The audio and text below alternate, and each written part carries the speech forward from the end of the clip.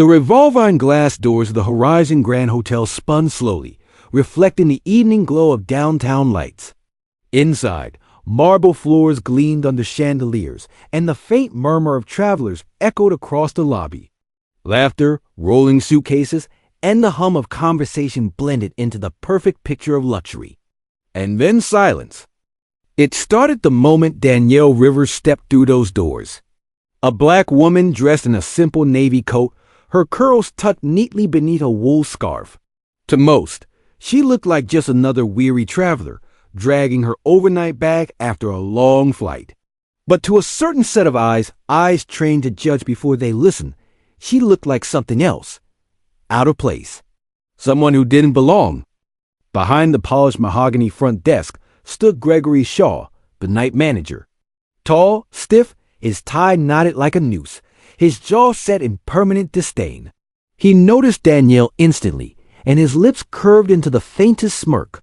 The kind people wear when they think they already know your worth. "Excuse me," Danielle said softly, stepping up to the counter. "I have a reservation." Gregory didn't move. His eyes flicked to the bag she carried, worn leather, scuffed at the edges. Then down to her shoes, sensible flats still dusty from the taxi ride. When he finally looked back at her face, his brows raised, skeptical. "A reservation?" His tone dripped disbelief. "Here?" A pause. Guests nearby glanced over, sensing tension ripple through the air. "Yes," Danielle replied, steady though her chest tightened. "Rivers, Danielle Rivers." Gregory tapped the keyboard with exaggerated slowness. His smirk widened. "I don't see your name in the system." "Maybe you're at the wrong place. There's a motel 2 blocks down more in your range." The words landed like stones in water, rippling across the marble lobby. A couple at the fireplace turned their heads. 2 young women near the elevator whispered. Danielle felt heat rise on her cheeks, but she held her posture, refusing to shrink. "I booked weeks ago," she said. "Confirmation should be under my name." "Check again." Gregory sighed loudly, as if she were a child asking too many questions. "Ma'am, this is a 5-star establishment. We don't usually have walk-ins like this." His gaze swept her coat again. "Are you sure you can even afford to be here?" The cruelty wasn't even subtle. It was deliberate. A statement made not just to her, but to everyone listening. Behind him, a younger desk clerk shifted uneasily, but said nothing. Another employee, a blonde concierge named Tiffany, leaned closer to whisper something that made Gregory chuckle. Danielle caught only fragments. "Scam, card declined." "Shouldn't even try." She clenched her hands against the counter. "I'll show you my confirmation number," she said, pulling out her phone. But before she could finish, Gregory raised a hand. "No need. We don't tolerate fraud attempts here. Security." A guard near the door began to move toward her. The murmurs grew louder now. "What's happening?" a tourist asked. Someone else muttered, "Poor woman. They're humiliating her." Phones tilted upward, recording. In 2025, nothing cruel stayed private for long. Danielle's throat tightened. She wasn't just being denied service. She was being displayed, made into a spectacle for the crowd. A black woman accused of being lesser, unworthy, before she had even spoken a full sentence. "Wait," her voice cut sharper now. "You haven't even checked my ID. You're making an assumption." Gregory leaned forward, lowering his voice just enough to twist a knife. "I don't need ID to know when someone doesn't belong. People like you come in here all the time, trying to look important, but you can't fake class. Not here." Gasps. A few guests shifted uncomfortably, one shaking her head. Yet no one spoke up. Danielle felt a pulse of rage, but she swallowed it. For years, she'd faced words like these in boardrooms, in interviews, in neighborhoods where her success was always questioned. She knew the drill. Don't lash out. Don't give them more to use against you. Still, this humiliation cut deeper. Because this wasn't just any hotel. This was hers. Her company. Her name on the deed hidden in legal paperwork. But tonight, incognito, she had walked in without the armor of status. And Gregory had revealed the truth of who he was when no spotlight shined. Across the lobby, seated quietly in a leather armchair with a half-empty cup of coffee, Elena, a housekeeping supervisor, watched the scene unfold. Her eyes darted from Gregory's sneer to Danielle's trembling but steady frame. Elena's chest tightened. She had seen Gregory belittle guests before, but this was something uglier. Near the corner, unnoticed, another figure stirred. A man in his late 60s, silver hair brushed neatly back, his posture casual but his eyes sharp. Harold Bennett. To the world, he looked like just another tired traveler sipping coffee. But Harold was no ordinary guest. He was the majority owner of the Horizon Group, operating undercover to see how his empire truly treated people when no one knew he was watching. And tonight, he was seeing far more than he'd expected.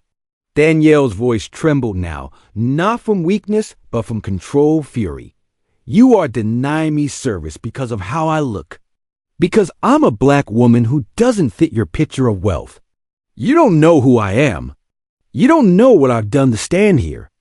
Gregory chuckled, stepping back theatrically. Oh, we know enough.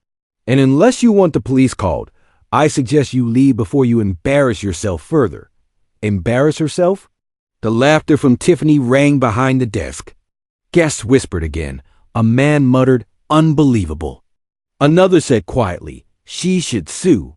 But still, the humiliation hung heavy. Because at that moment, Danielle was not a CEO, not a leader, not a name in Forbes. She was a black woman being dismissed, disrespected, stripped of dignity in front of strangers. And Harold's jaw clenched. His spoon tapped slowly against the rim of his cup. He had built Horizon to be a place of inclusion, of excellence. And yet here it was, rotting from the inside out with arrogance and bias. Danielle inhaled sharply, set her phone on the counter, and slid her ID across. Run it. You'll see the truth. Gregory didn't touch it. Instead, he smirked and gestured to Tiffany. Go ahead. Humor her. Run it through. Let's see how long this fantasy lasts. The young concierge swiped the card. A green light blinked on the screen. Reservation confirmed. Paid in full. For a split second, Tiffany froze. Then she glanced nervously at Gregory. But Gregory only doubled down. Must be a mistake in the system, he said coldly. We'll have IT cleared up. Meanwhile, ma'am, I need you to step aside. You're holding up paying customers. Danielle stared, her heart pounding. Even when proven wrong, he twisted the truth. Even with evidence in front of him, he chose to deny her dignity. And around them, the audience watched, silent witnesses to a cruelty both casual and sharp. Phones still recorded. Murmurs still spread. And in the quiet corner, Harold leaned forward, his decision forming like steel. This wasn't just an incident. This was the beginning of a reckoning. The lobby air grew heavier, as though every word spoken at the front desk carried the weight of centuries. Danielle Rivers stood rooted, her ID card still on the counter, her confirmation glowing green on the monitor, yet Gregory leaned in with that same crook smirk, sharp, dismissive, meant to slice her down where she stood. Tiffany, the blonde concierge, cleared her throat softly. It says she's prepaid, Gregory, and the system shows VIP tier. But Gregory's glare silenced her in an instant. The system can be manipulated, he snapped. Cards can be stolen. Scammers can make fake bookings all the time. Do you really think someone like her is VIP? Someone like her. The words hit Danielle with a force she felt before. Words dressed as policy, as protocol, but dripping with the poison of prejudice. She swallowed hard, because this wasn't the first lobby where she had been doubted. It wasn't the first room where her skin spoke louder than her resume. And like a reflex, her mind pulled her back. She was 22 again, walking into her first interview after college, a tech startup in San Francisco. Danielle had studied harder than anyone she knew, carrying honors in business administration, armed with an MBA that had cost her sleepless nights and student debt that could crush a mountain. She remembered straightening her blazer, repeating her rehearsed answers. determined to prove herself. But when she stepped into the room, three men looked up, their eyes flicking not to her resume, but to the braids cascading over her shoulders. "You're Danielle?" one had asked, incredulous. "Oh, we thought." His voice trailed off, but the implication hung there. They asked her about culture fit more than her qualifications. They pressed her on whether she could handle the pressure of a mostly male team. And at the end, when she left, she already knew she wouldn't be called back because they hadn't seen her. Not really. They had seen only their idea of her. Danielle blinked, dragging herself back to the present, standing now in a hotel lobby where history repeated itself like a cruel joke. Only this time, she wasn't that 22-year-old with trembling hands and borrowed heels. She was the woman who had built an empire. After years of rejection, she had started small consulting from her kitchen table, scraping clients from Craigslist ads and LinkedIn messages. She worked double shifts, coding websites at night, attending investor meetings by day. She learned to stretch $1 into 10, learned which doors would slam in her face and which ones she'd have to break down herself. And slowly, brick by brick, she built Rivers Holdings into a name whispered in boardrooms, respected on Wall Street. Her company owned office buildings, tech campuses, and yes, even luxury hotels, including this one. She had signed the final acquisition papers herself, hand steady, smile restrained, when Horizon Grand became part of her portfolio. She had sworn that her hotels would stand for excellence and fairness. Yet here she was, being told she didn't belong in her own lobby. The irony was enough to make her chest ache. Gregory reached across the counter now, plucking her ID from the surface with 2 fingers, holding it like something contaminated. "We'll run this with security. If it's fake, you'll be escorted out immediately." He nodded toward the guard already looming nearby. Danielle's voice sharpened. "That's my government-issued ID, and I've already paid for this room. You have no right to—" But Tiffany cut in, hesitant. "Greg, maybe we should." Gregory silenced her again with a glare. Then, turning back to Danielle, he smirked for the crowd's benefit. "See, here's the thing. People think they can play dress-up, waltz in, and act like they belong, but the Horizon brand has standards. We don't cater to frauds." Fraud. The word echoed through the lobby. Guests stiffened. Phones angled higher. One man near the couches muttered, "Man, this is messed up. She showed ID." A woman whispered, "Why is he treating her like that?" But still, no one stepped forward. The guard shifted closer, his frame blocking the exit behind her. Danielle stood taller, refusing to shrink even as humiliation coiled hot in her stomach. She thought of her grandmother, then the woman who raised her, who scrubbed motel bathrooms for minimum wage and still told Danielle she was destined for more. "They'll call you names," her grandmother had said. "They'll try to make you smaller. But you don't bend, you rise." So Danielle rose? Gregory waved her card dramatically, holding it up for the lobby to see. "Ladies and gentlemen, this is what we deal with. Fake IDs, fraudulent cards. People trying to sneak into luxury spaces without paying their dues." Laughter tinkled from Tiffany, nervous but complicit. The guard's grip tightened on his radio. Danielle's heart pounded, but her voice came out calm, deliberate. "Run the card. It will clear. And when it does, you'll owe me an apology." Gregory leaned forward until she could smell the faint trace of his cologne, sharp and bitter. "Even if it clears, you'll never belong here. You understand that? You can buy a dress, wave a card, but you can't buy class. And class is what this hotel is built on." Gasps rippled again. A man near the bar shook his head, muttering, "That's racist as hell." Someone else whispered, "Is she recording this?" Yes, phones were up now. Half the lobby had their cameras aimed at the desk. What Gregory thought was humiliation was being immortalized in pixels. And in the corner, Harold Bennett watched, his jaw tight, the spoon in his coffee clinking once against porcelain. Danielle's mind flickered again, unbidden, to another moment years ago. An investor meeting in New York. She had walked in, portfolio under her arm, projection sharp enough to impress even the harshest critic. But the first question she faced wasn't about her numbers. It was, "Do you have a husband backing you?" She remembered the smirk across the table, the chuckles, the implication that her success needed a man's shadow. That day, she'd walked out without their funding. But within a year, her company had doubled in value anyway. She had learned long ago that the world wouldn't hand her respect. She had to seize it, prove it, live it until no one could deny it. And now, in this lobby, she felt that same fire ignite. "Run." The card. Danielle's voice was steel now. Gregory scoffed. "Fine. Don't say I didn't warn you." He slid the card to Tiffany. She hesitated, glanced at Danielle with something almost like sympathy, then swiped. Green light. Confirmed. Again. A hush fell over the lobby. Tiffany's lips parted, uncertain. It cleared. Gregory's face twitched, but instead of conceding, he chuckled. "Systems glitch. Doesn't matter. We'll still need to verify with the bank. Until then, ma'am, you'll have to leave." The audacity. Even with proof in his hands, he clung to his prejudice like armor. Danielle exhaled slowly, her fists tight at her sides. Around her, the murmurs grew louder now.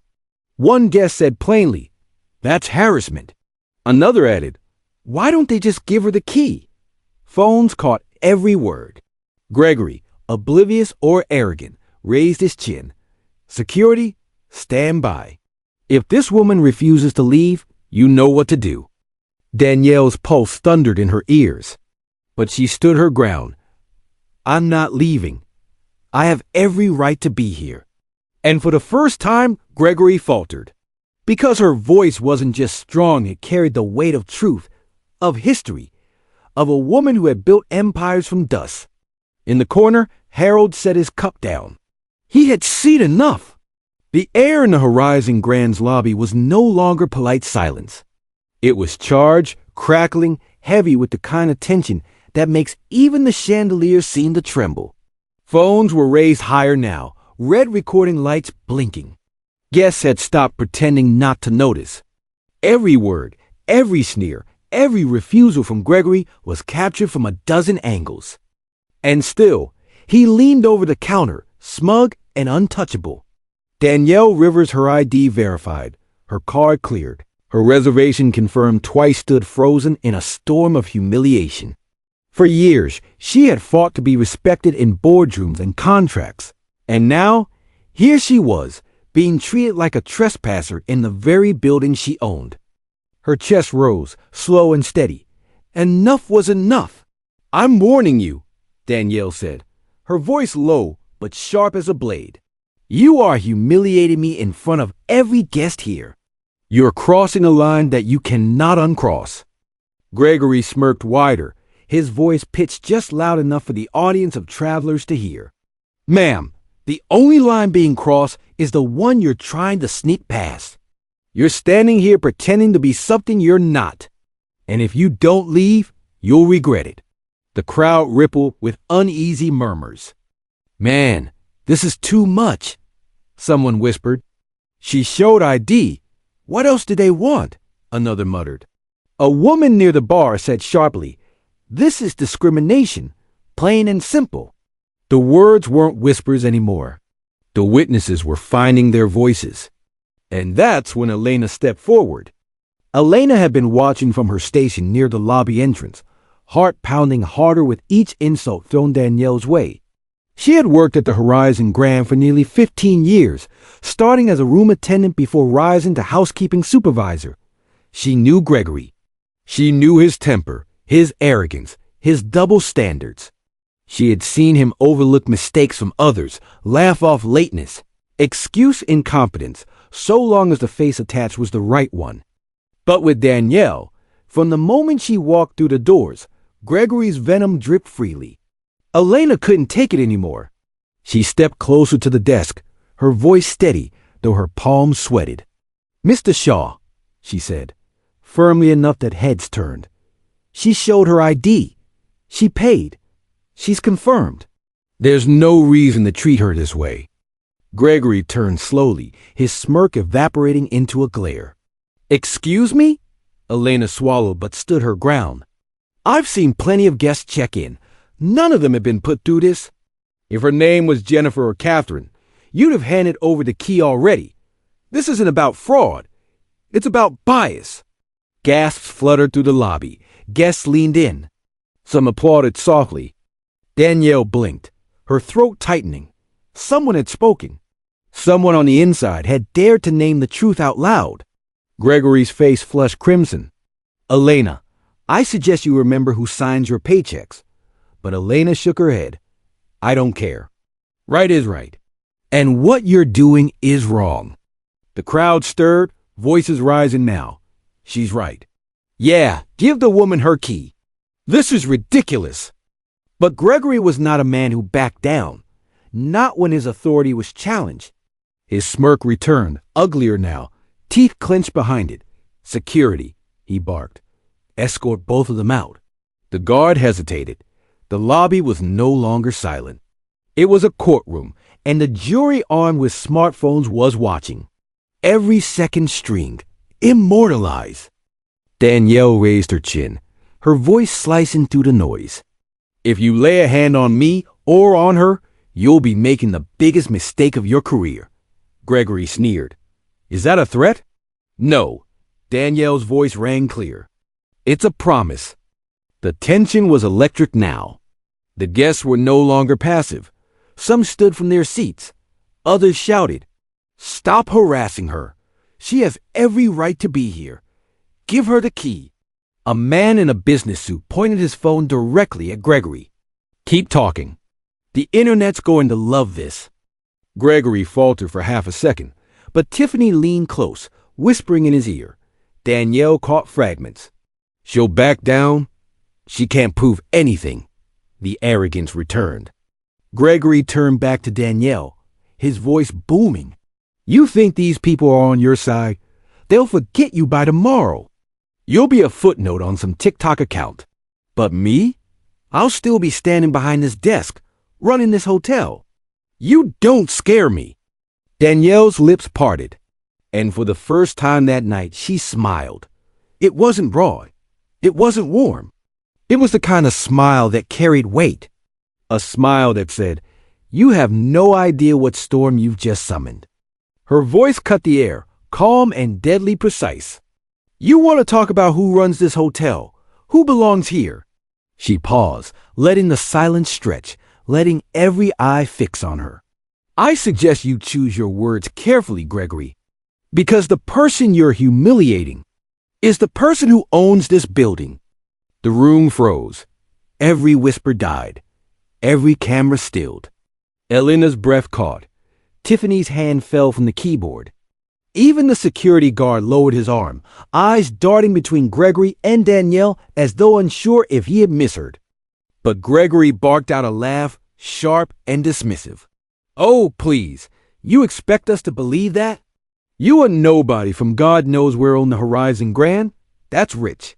His laugh echoed hollow against the marble, met not with agreement but with silence, with side eyes from the crowd, who weren't laughing anymore. Danielle didn't flinch. She placed her palms flat on the counter, leaned forward, and spoke softly enough that the words sliced sharper than a shout. Check the deed. Look at the signature. The name on those papers is Rivers, Danielle Rivers.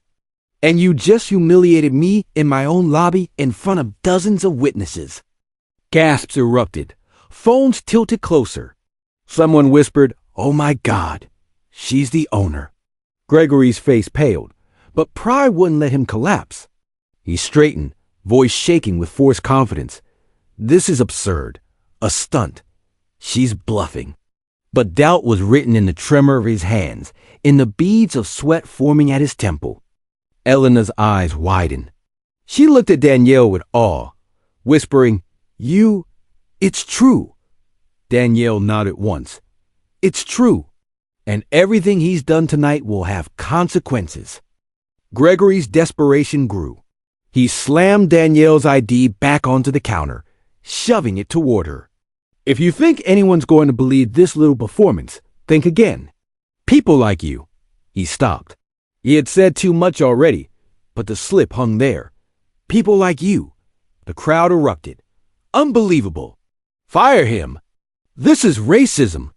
The walls of the Horizon Grand had never heard such chaos. Guests weren't just watching, they were demanding justice. Cameras zoomed in, live streams ticked upward. This wasn't staying in the lobby. This was spilling into the world outside, into headlines and hashtags that would stain Gregory's name forever. And still, Danielle stood steady, her coat draped over her shoulders, her curls catching the golden light of the chandelier. She had endured their sneers, their humiliation, their cruelty, but she was done being small. Her grandmother's voice echoed again, "Don't bend, rise." So she rose higher than ever. "Listen closely, Gregory," she said, her tone calm, measured, final. "You've embarrassed me. You've mocked me. You've tried to strip me of dignity. But the truth is, you've only exposed yourself. And when the truth comes out, it doesn't just whisper, it roars." The crowd erupted into applause. Some shouted, "That's right." Others cheered. Elena wiped tears from her cheeks. And Gregory? For the first time, the smirk cracked. The turning point had arrived. The hush that blanketed the Horizon Grand lobby was deafening. 100 eyes fixed on Danielle, waiting to see if this woman they had mocked, doubted, and recorded would stand tall or falter under Gregory's sneer. She did neither. She simply reached into her bag and drew out a slim black folder. The room leaned in. Danielle opened it with deliberate calm, pulling free a set of glossy documents and a crisp embossed card. She laid them flat across the counter where Gregory had shelved her ID minutes earlier. "This," she said, her voice steady, "is the ownership contract of this hotel, signed, sealed, and filed with the city. And this," she tapped the gold-trimmed card, "is my master access credential. The one that overrides every staff badge, including yours, Mr. Shaw." Phone shot higher. Guests gasped audibly. Elena's eyes went wide. Gregory froze, his lips twitching as his eyes darted over the signature. Danielle Rivers. The same name he had ridiculed, spat at, dismissed as fake. You forged this," he sputtered. Danielle tilted her head, smiling coolly. "Would you like to explain that to the police? Because they're already on their way." As if summoned by her words, the glass doors at the entrance slid open. 2 uniformed officers strode into the lobby, boots clicking against polished marble. Their presence sent a ripple through the crowd. The guests erupted into whispers. She wasn't lying. Oh my God, she really owns the place. Gregory's finished. Gregory straightened quickly, scrambling to regain ground. "Officers, thank goodness you're here. We have an imposter here trying to—" "Actually," Danielle interrupted, her tone like ice, "I'm the one who called them." The officers looked at her, then down at the documents spread across the counter. One leaned in, scanning the embossed seal. His eyebrows lifted. He gave a subtle nod to his partner. "Ma'am," he said respectfully, "we'll back you up. Just say the word." The power dynamic flipped in a single breath. Gregory's smirk withered, replaced by a pale, clammy mask of fear. Tiffany shifted nervously behind the desk, her hands trembling. The security guard who'd once stepped toward Danielle now stepped away from Gregory. Danielle didn't raise her voice. She didn't need to. The quiet authority in her words carried farther than any shout. "Effective immediately," she said. "Gregory Shaw, your employment at the Horizon Grand is terminated. You are relieved of all duties, and your access to this property is revoked." Gasps filled the air. Guests clapped. A cheer broke out from the bar. Gregory stammered, face blotched red. You can't fire me on the spot like this." Danielle slid the gold-trimmed MasterCard across the scanner at the side of the desk. A sharp beep rang out, followed by a flat red light. She lifted Gregory's badge, swiped it another beep, this time accompanied by a message on the screen. "Access denied." The lobby erupted. Applause thundered. Laughter rippled through the guests. Phone zoomed in on Gregory's paling face. "You were saying?" Danielle asked smoothly. She turned to Tiffany. "Tiffany Marsh, you encouraged this behavior. You enabled it. You laughed while guests were humiliated. Consider this your last day." Tiffany's mouth dropped open. "But I was just following." Danielle raised a hand. "Excuses don't erase cruelty." "You're done here." The crowd clapped again, louder this time. Elena covered her mouth, half shocked, half exhilarated. "And to you," Danielle continued, turning to the security guard, "you moved to put your hands on me when no crime was committed. I have no place for staff who act without judgment or fairness. Leave your badge on the desk and exit." The guard's jaw tightened, but he obeyed. The clang of the badge hitting the counter rang like a gavel strike. Gregory's desperation exploded. He lunged forward, pointing at Danielle. "This is abuse of power. You think just because you own this place you can humiliate me? You're the fraud here, not me." Danielle stepped closer, her voice dropping to a razor's whisper that carried through the silence. "No, Gregory, I don't need to humiliate you. You've done that yourself." The officers stepped in now, hands at Gregory's elbows. He resisted at first, jerking his arm back. "Don't touch me. I've worked here longer than anyone. I built this place." Danielle's reply was instant. "No, people like Elena built this place.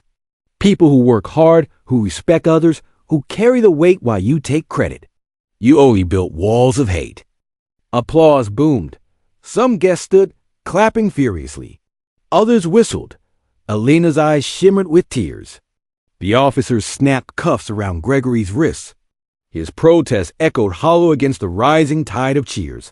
"You can't do this," he shouted. "You'll regret this. You hear me? You'll regret." The heavy glass doors slid shut behind him as the officers dragged him into the night. Inside, the air shifted. It was as though the weight of years of arrogance and cruelty had been lifted from the marble floors themselves. Guests surged forward now, some clapping Danielle on the back, others thanking her. About time someone stood up to him. "You handled that with class. Justice served right here." Phone still filmed, but the tone had changed. This wasn't humiliation. This was vindication. Danielle raised her hand slightly, calming the lobby. Her voice softened. "I didn't come here tonight looking to make a scene. I came as a guest, expecting the same respect anyone deserves. What happened tonight wasn't just about me. It was about what too many people face every day, being told they don't belong, being treated as less. That ends here." The applause was deafening now. Danielle turned to Elena, who stood frozen, overwhelmed by the whirlwind. "Elena," Danielle said gently, "step forward." Elena hesitated, then moved to the counter. "You had the courage to speak when no one else did," Danielle continued. "That takes strength. From today forward, you're promoted. You'll oversee this staff as the new lobby operations manager. Report directly to me." Elena gasped, covering her mouth. "Ma'am, I don't know what to say." Danielle smiled warmly, the first genuine smile since she entered the building. "Say you'll help me rebuild this place into what it should have always been, a place of dignity for everyone who walks through these doors." Tears spilled down Elena's cheeks as the crowd clapped again, many guests cheering louder than before. Danielle gathered her papers, sliding them neatly back into the black folder.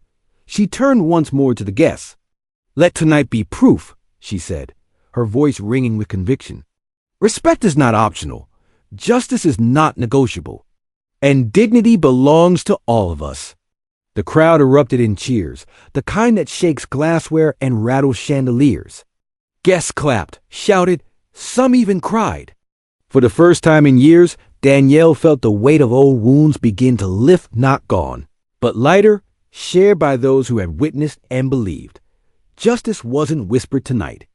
It had roared. And Gregory Shaw would never forget it. The storm had passed, but the echoes of it lingered.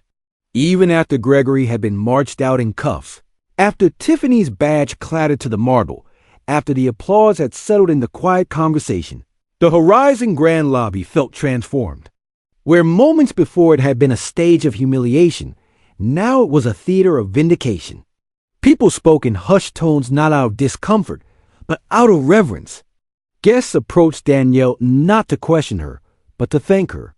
And the staff that remained, those who had hung their heads in silence when cruelty reigned, now stood a little straighter, as if a weight had been lifted from their backs. Danielle stood in the center of it all, calm yet resolute, a figure both ordinary and extraordinary at once.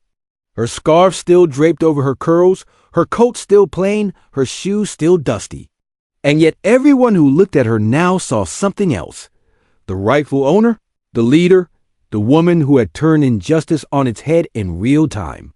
By the next morning, news of what had unfolded had already traveled beyond the lobby. Clips from cell phone videos spread across social media. CEO shuts down racist manager live. One caption read, "Another, justice in a hotel lobby, must watch." But for Danielle, the first order of business wasn't the trending headlines. It was Elena. The young supervisor walked nervously into the office that had once belonged to Gregory. The blinds were open now, letting in light that hadn't touched the room in years. On the desk lay fresh stationery, the misconduct report shredded and dumped in a bin. Danielle gestured toward the chair. "Sit." Elena perched on the edge, clutching her hands together. "Ma'am, I still don't know if I'm ready for this." Danielle leaned forward, her gaze steady. "Elena, you showed more leadership in one moment of courage than Gregory showed in years of power. Leadership isn't about never being afraid. It's about standing up anyway.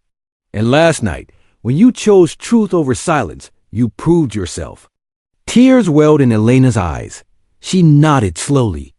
"I'll do my best. That's all I ask," Danielle said softly. "And I'll be here to back you up." For the first time, Elena smiled fully, her shoulders easing as though she could finally breathe. But Danielle's vision went further than a single promotion. Over the following weeks, the Horizon Grand underwent sweeping changes. Every staff member was retrained, not in luxury service alone, but in respect, empathy, and accountability. Danielle insisted on workshops where employees confronted bias head-on, breaking down the subtle prejudices that too often seeped into hospitality. Anonymous reporting systems were introduced. Never again would cruelty hide behind fear of retaliation. Every employee, from the bellhop to the bartenders, had a direct line to corporate oversight. Gregory's network of enablers dissolved quickly. Some resigned before facing scrutiny. Others were replaced with hires Danielle personally interviewed, ensuring character mattered as much as credentials. And the hotel's culture shifted. Guests noticed. Review scores rose, not just for clean rooms or fast check-ins, but for something rarer, human dignity. One review captured it perfectly. "At Horizon, you don't just feel like a guest, you feel like you matter." The transformation didn't stop in one building.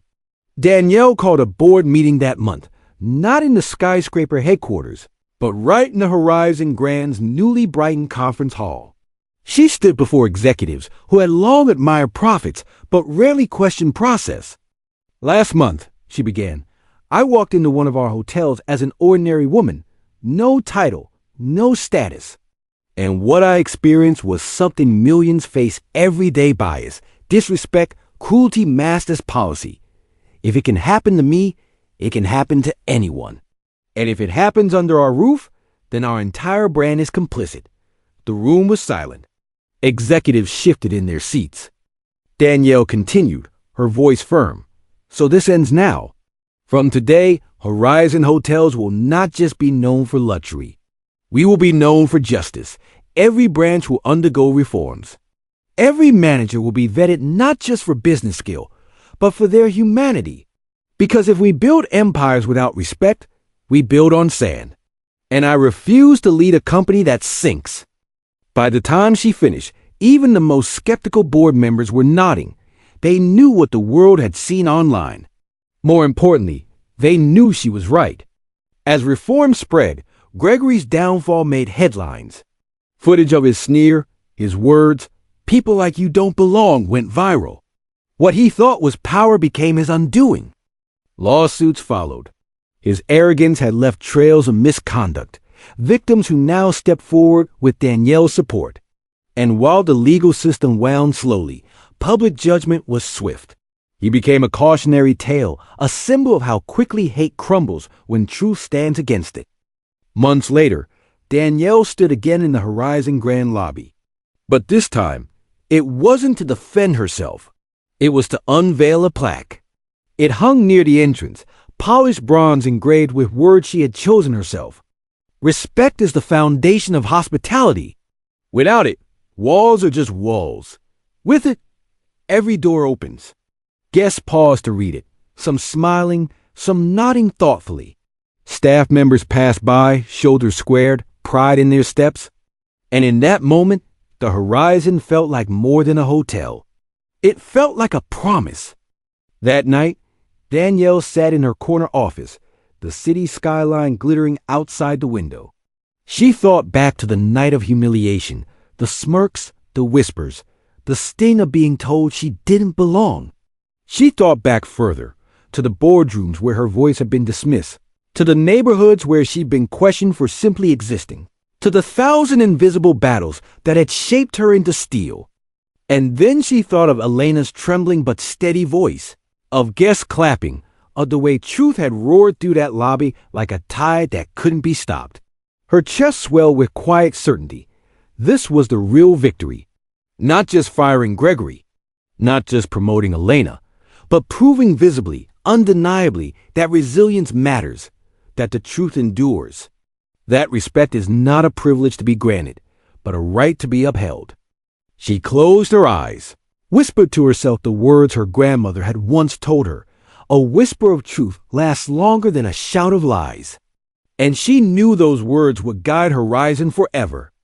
So remember this, justice doesn't always arrive with fanfare. Sometimes it walks in quietly, disguised as an ordinary guest, tested by arrogance, dismissed by prejudice. But when truth finally speaks, it speaks loud enough for the whole room to hear. Danielle's story isn't just about a hotel. It's about every place where people are told they don't belong. It's about every whisper of resilience that refuses to be silenced. Because at the end of the day, walls may be built from marble and chandeliers may shine with crystal, but the real measure of any place, of any company, of any person, is how they treat those the world tries to dismiss. And in that measure, dignity is undefeated.